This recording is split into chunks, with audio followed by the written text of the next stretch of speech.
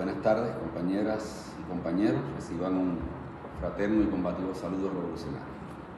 Es un honor para mí sumar mi voz a este espacio de formación y combate ideológico, que es este diplomado dirigido desde Mérida, ciudad de estudiantes, de montañas y historia rebelde. Es el marco perfecto para una iniciativa que lleva en su corazón la conmemoración más viva y necesaria, la de mantener vigente el pensamiento y el ejemplo del comandante en jefe Fidel Castro Ruz, a 9 años de su partida física, pero en el eterno presente de su legado. Este diplomado, quiero destacarlo, posee una arquitectura histórica de una precisión dialéctica notable, no es un curso aleatorio. Inicia en noviembre, mes que nos convoca a reflexionar sobre Fidel, y culminará en mayo honrando al apóstol José Martí en el aniversario de su caída en Dos Ríos. Este diseño no es casual, es una declaración de principios intelectuales y políticos.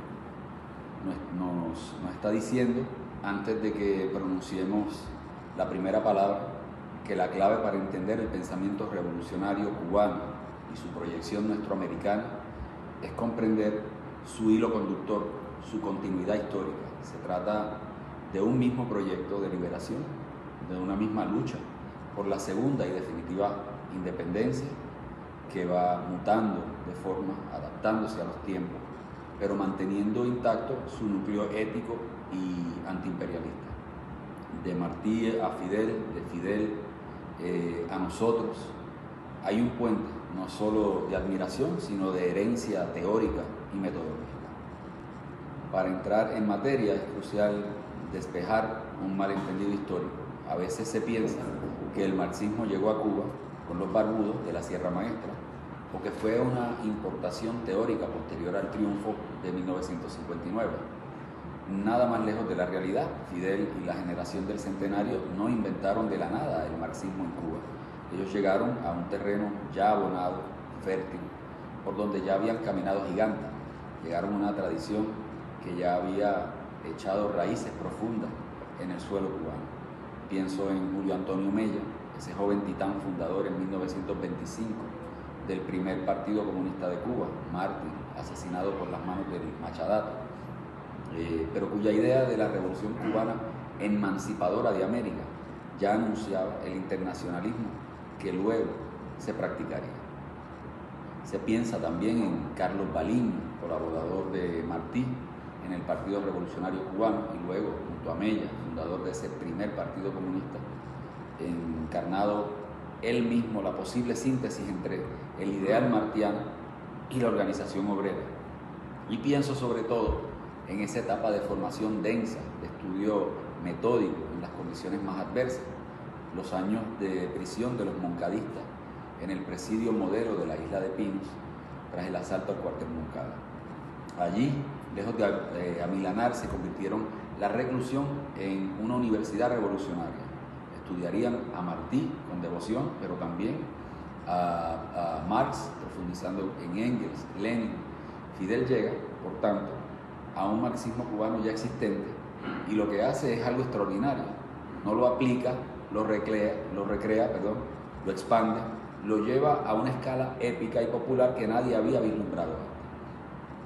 Esto nos conduce de lleno a las preguntas axiales que quiero desarrollar con ustedes esta tarde. La primera: ¿fue Fidel Castro un simple ejecutor, un administrador táctico de un manual de marxismo-leninismo traducido? ¿O, por el contrario, fue un innovador teórico práctico de primer orden que realizó aportes originales y sustantivos a este cuerpo doctrinario, aportándolo y enriqueciéndolo desde la periferia del mundo, desde nuestra América?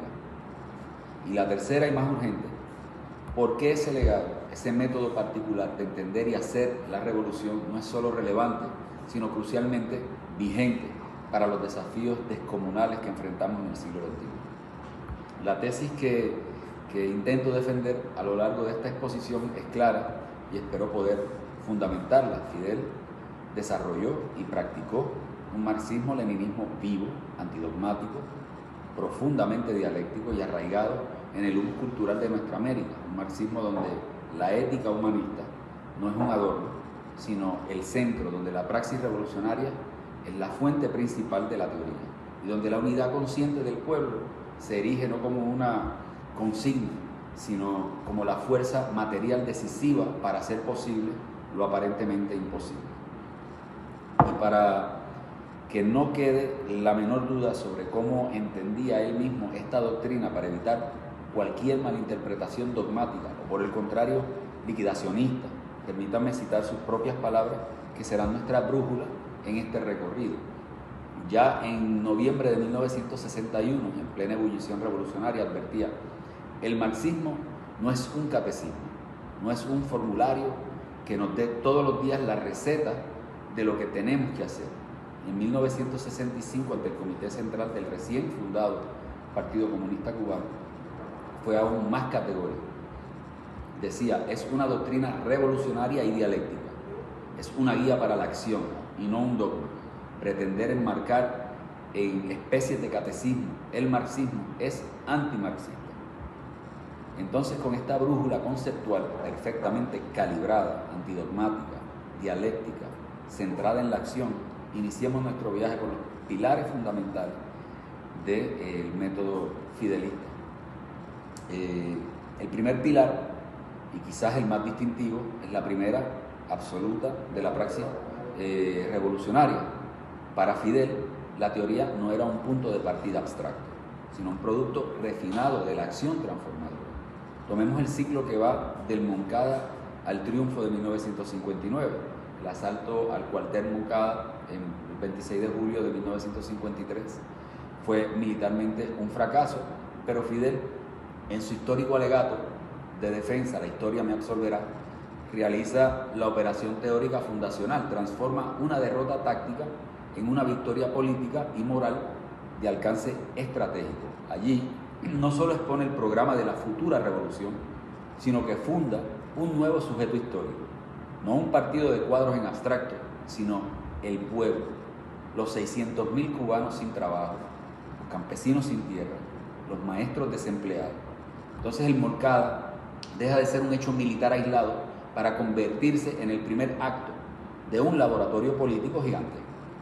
Luego viene el desembarco del Granma, el desastre de Alegría de Pío, la dispersión, y de nuevo, de lo que parecería el fin, nace el principio, la reunión de los 12 fusiles, el núcleo inicial del ejército rebelde en la Sierra Maestra. ¿Qué sostuvo esa hazaña? La voluntad creadora de las condiciones. He aquí un concepto fidelista clave, que es un aporte sustancial a la teoría de la revolución: la creación consciente de condiciones subjetivas. El marxismo clásico hablaba de la maduración de condiciones objetivas. La crisis económica, el desarrollo de las fuerzas productivas y subjetivas, ¿no? La organización y la conciencia de clase. Entonces lo que Fidel demostró en la práctica y teorizó después es que las condiciones subjetivas no solo se esperan o se aprovechan, se pueden y a menudo se deben crear desde una acción audaz que altere el panorama político por completo. No esperaron a que la historia o una supuesta coyuntura objetiva perfecta les diera permiso. Ellos, con su acción, forjaron esa coyuntura. La Sierra fue una escuela donde el pequeño grupo de rebeldes se fundió con los campesinos, donde se estableció justicia, se impartió educación, se ganó autoridad moral. Fue la práctica, la praxis guerrillera generando teoría revolucionaria y poder popular embrionario. Esto nos lleva directamente al segundo pilar, el método dialéctico concreto. Para Fidel, el marxismo-leninismo nunca fue un traje prefabricado, un uniforme ideológico que hubiera que ponerse tal cual. Era, para usar una metáfora, un instrumento de sastre de alta precisión, para tomar las medidas exactas de un cuerpo social complejo y singular, Cuba, y por extensión América Latina. En 1981 lo llamó nuestra brújula, pero quisiera detenerme en una de sus formulaciones más geniales, más profundas, y que sintetiza toda su concepción. Es de 1982, en el cuarto congreso de la UJC, dice Fidel, el marxismo-leninismo tiene que continuar desarrollándose en la práctica de todos los días en un sentido revolucionario. Y veremos si hay revolución que retroceda, si se aplican correctamente los principios del marxismo-leninismo y si se aplican creadoramente y sobre todo si se aplica el principio de aplicar los principios. Analicemos esa frase maravillosa porque aplicar el principio de aplicar los principios, esto no es un juego de palabras, es la esencia del pensamiento dialéctico antidogmático. ¿Qué nos dice? Nos dice que el principio supremo, la fidelidad última, no es una letra muerta de un texto, sino el espíritu vivo, revolucionario y científico de la doctrina. Esto implica que la verdadera ortodoxia revolucionaria es la creatividad, la capacidad de extraer del núcleo científico del marxismo-leninismo la lucha de clases, el materialismo histórico, la crítica al capital, la orientación para analizar una realidad concreta y cambiante y encontrar soluciones igualmente concretas y novedosas. Es lo opuesto al dogmatismo, que congela la teoría, y al pragmatismo oportunista, que abandona los principios, lo opuesto al revisionismo. Pues Fidel propone un tercer camino, la fidelidad creativa. De este modo se desprende como tercer pilar la concepción de la conciencia, la moral, la voluntad. Son fuerzas materiales de primer orden en la lucha revolucionaria. Y Fidel comprendió, quizás mejor que nadie, en el siglo XX, que para transformar las bases económicas de la sociedad primero había que ganar la batalla en la mente y en el corazón del pueblo. La transformación de la estructura, que requiere una revolución en la superestructura cultural e ideológica. De ahí es que nace, no como una consigna posterior, sino como un eje estratégico desde el inicio, la batalla de ideas. Esta batalla de ideas no es una mera campaña de propaganda o adoctrinamiento, es algo mucho más profundo, es la inversión estratégica más importante en lo que Fidel llamó el capital humano. Para él, el mayor recurso de una nación pobre, bloqueada, no era el petróleo o el mineral, sino la inteligencia, la salud, la cultura y la conciencia de su pueblo. Por eso, aún en los momentos más duros del periodo especial, se defendió con uñas y dientes la educación, la salud gratuita, la ciencia, el deporte, porque la educación no es un gasto, es un arma de construcción masiva. La conciencia política no es un lujo, es el combustible esencial de la resistencia y la creatividad colectiva. En este punto, Fidel aporta una tesis crucial. En condiciones de subdesarrollo y agresión imperialista, la superación cultural y científica del pueblo es una variable independiente y decisiva para la supervivencia y el avance del proyecto socialista. ¿Sobre qué realidad concreta, singular, aplicó Fidel este método dialéctico y creador? Sobre la realidad abigarrada, herida y esperanzada de nuestra América. Y aquí llegamos a lo que considero su síntesis teórica más brillante y original, la fusión orgánica del núcleo científico del marxismo-leninismo con el humanismo ardiente, el antiimperialismo visceral y el proyecto de dignidad integral de José Martí. Esta operación intelectual no fue un acto de eclecticismo personal de Fidel, insisto, tuvo un sólido sustrato en la mejor tradición marxista cubana anterior. Existe un texto seminal, la Selección de Estudios Martianos, 7 enfoques marxistas sobre José Martí, que recoge precisamente los análisis de figuras como Julio Antonio Mella, Raúl Roa, Blas Roca y el Che Guevara, entre otros. Estos revolucionarios desde los años 20 y 30, desde el siglo pasado, ya estaban realizando una lectura de Martí que buscaba puntos de conexión con el materialismo histórico. Su análisis de las clases sociales en Cuba, su denuncia del capitalismo norteamericano como un sistema expansionista y voraz, su visión de la educación como liberación integral. Lo que hace Fidel es llevar esa síntesis a su máxima potencia histórica y práctica.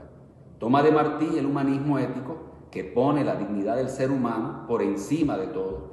Toma el antiimperialismo, no como análisis económico, sino como experiencia cultural y existencial de la amenaza a la identidad y soberanía. Y toma ese proyecto, Nuestra América, como un destino común de integración y resistencia. Y lo articula, lo funde en el crisol de la lucha, con el método científico, el análisis de clase y la estrategia del poder del marxismo-leninismo. El resultado es un socialismo de rostro propio, profundamente cubano y a la vez universalista. Un socialismo que, en palabras del propio Fidel en 1992, sueña con darle a cada cual según sus necesidades, reafirmando el horizonte comunista, y que es, al mismo tiempo, como él definió en 1976, profundamente internacionalista y a la vez profundamente patriótico, resolviendo en la práctica una aparente contradicción. Esta síntesis martiana, marxista, leninista, fidelista, es en sí misma un aporte teórico monumental.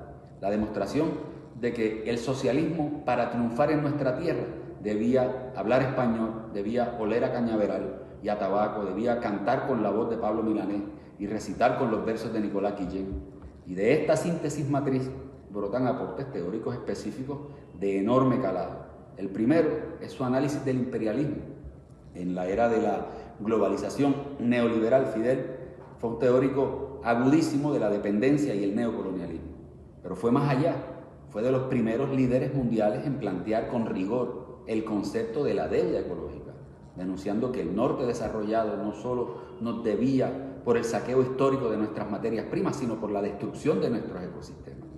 Hablaba de un orden internacional injusto, como una estructura integral de despojo que combinaba el dominio financiero, el monopolio tecnológico, la agresión mediática y la coerción militar. Y su análisis del bloqueo económico, comercial y financiero contra Cuba no es el lamento de una víctima, es la diserción fría de un nuevo tipo de guerra, una guerra multidimensional, asimétrica, destinada a rendir por hambre, desesperación, descontento a un pueblo soberano. En sus intervenciones en Naciones Unidas y otros foros, Fidel elaboró una teoría de la resistencia en la era global que es de una vigencia pasmosa. El segundo aporte específico en la transformación del internacionalismo proletario, de una consigna teórica a una práctica, a una praxis ética cotidiana de desinterés material. Para Fidel, la solidaridad no era retórica, era acción consecuente.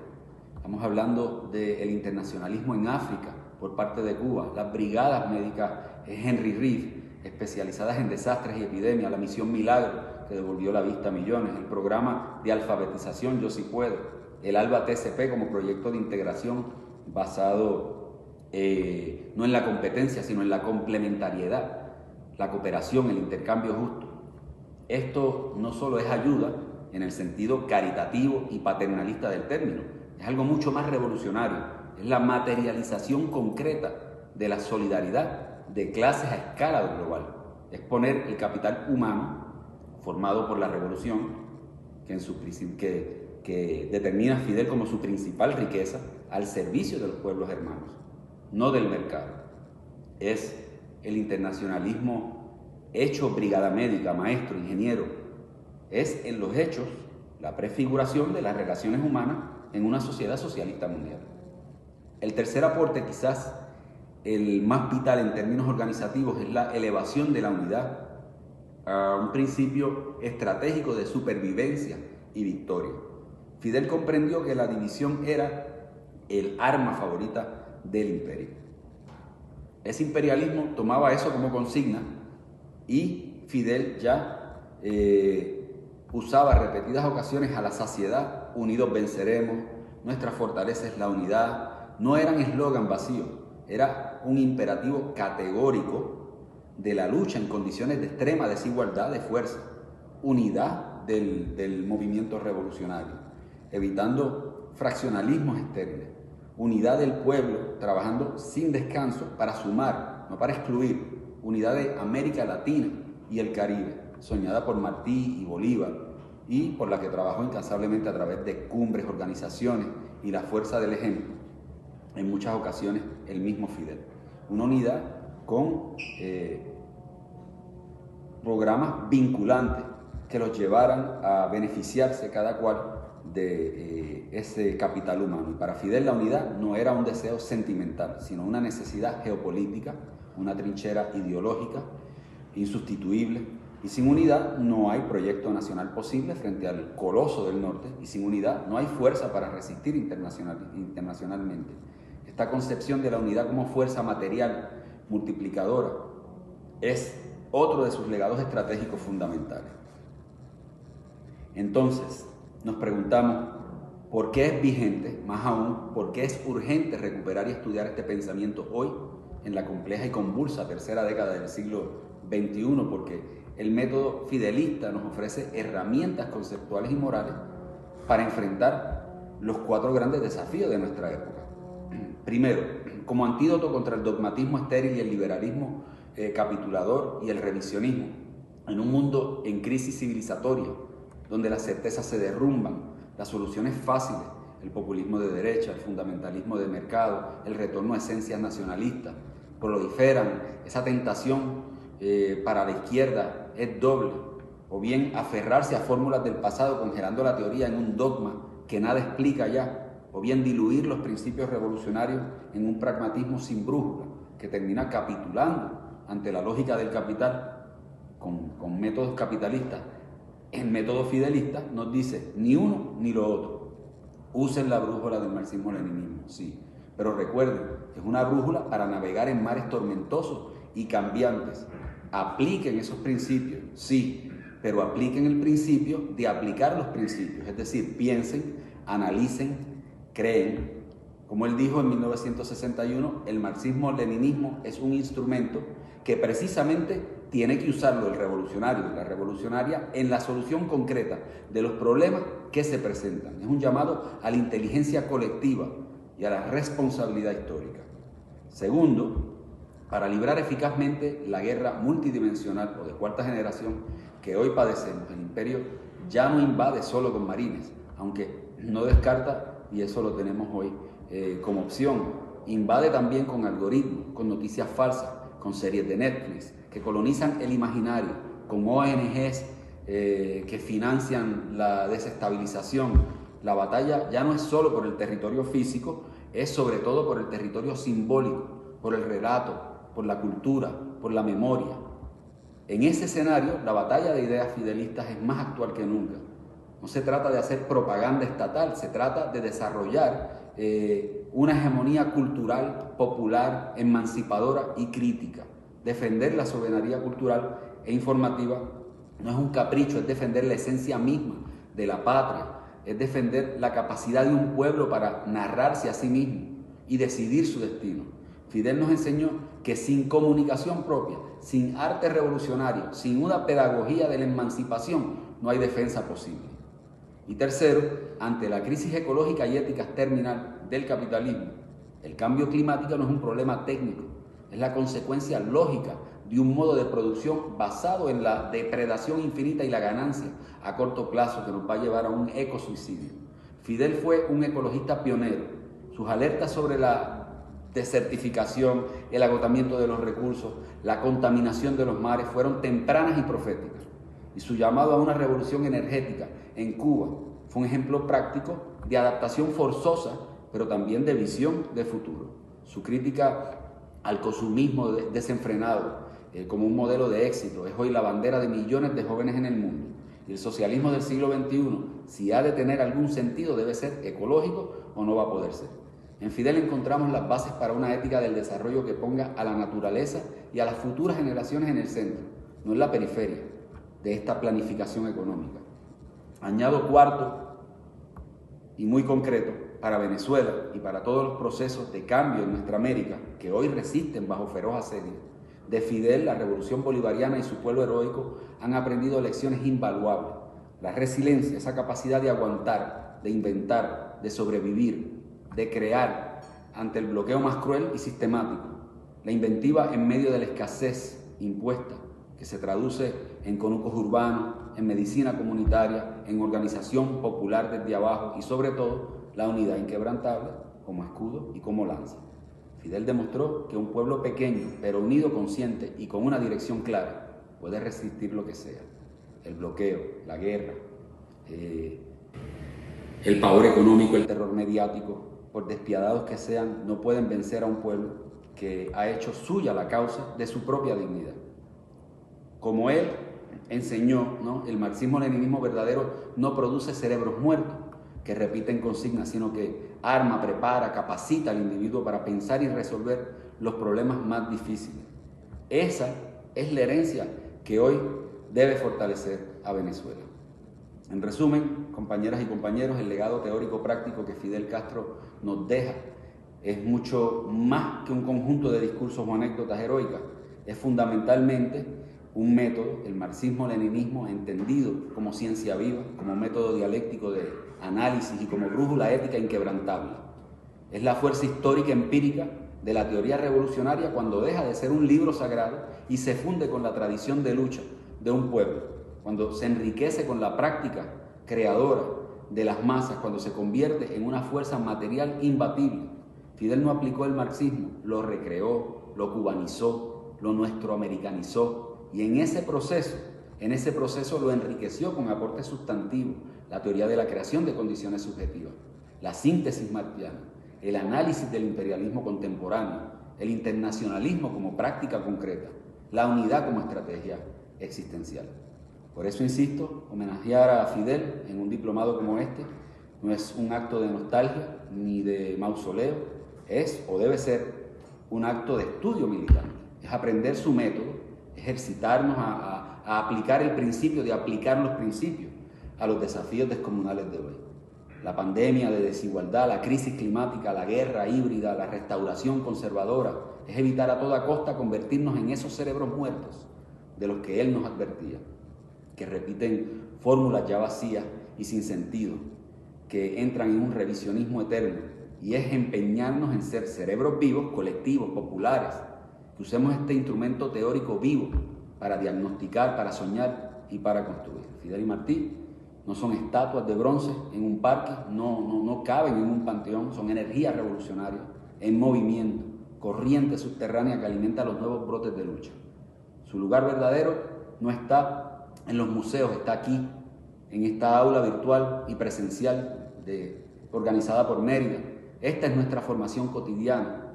Está en esta lucha por defender la patria venezolana del bloqueo criminal, está en la defensa de la Amazonía, está en el barrio organizado, está en el consultorio médico popular, está en el sembradío colectivo, está en la batalla por la verdad de las redes sociales.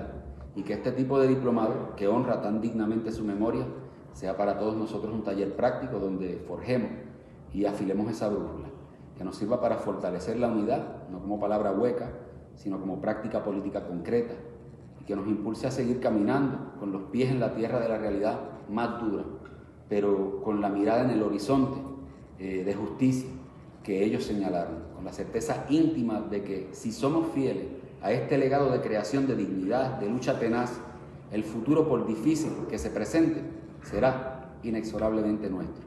Muchas gracias. Patria o muerte, hasta la victoria siempre venceremos.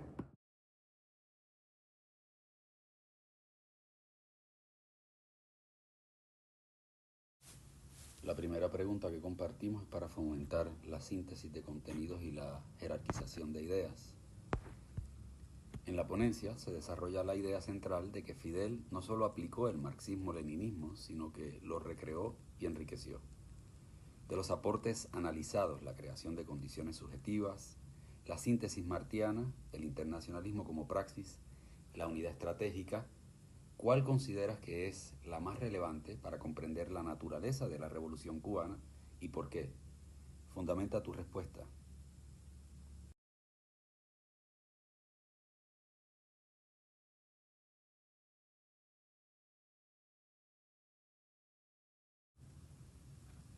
La pregunta número 2 promueve la reflexión filosófica y metodológica profunda sobre un concepto clave. Se citó la frase fidelista de aplicar el principio, de aplicar los principios. ¿Cómo interpretas tú esta aparente paradoja? ¿Qué implica esto en la práctica para una revolucionaria o un revolucionario o una organización política hoy, especialmente frente al riesgo de caer en el dogmatismo por un lado o en el pragmatismo sin principios por el otro?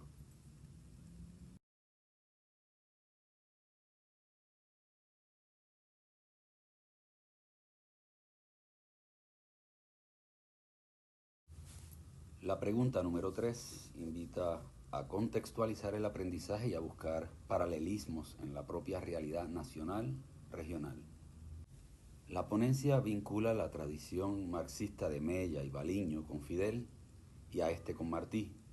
¿Crees que este hilo conductor o síntesis del pensamiento revolucionario cubano es un modelo aplicable a otras realidades de nuestra América?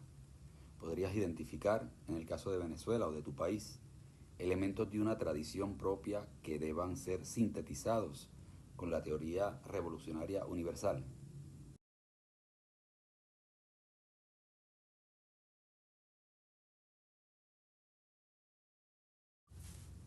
La pregunta número 4 es para exigirnos aplicar los conceptos a un problema concreto y actual, fomentando el pensamiento estratégico. Uno de los ejes de la vigencia discutidos en la batalla de ideas como respuesta a la guerra multidimensional.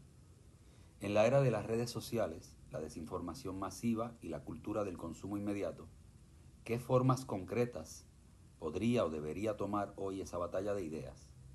¿Qué aprendizajes podemos tomar del método fidelista para esta lucha en un escenario tecnológico y comunicacional radicalmente distinto al siglo XX?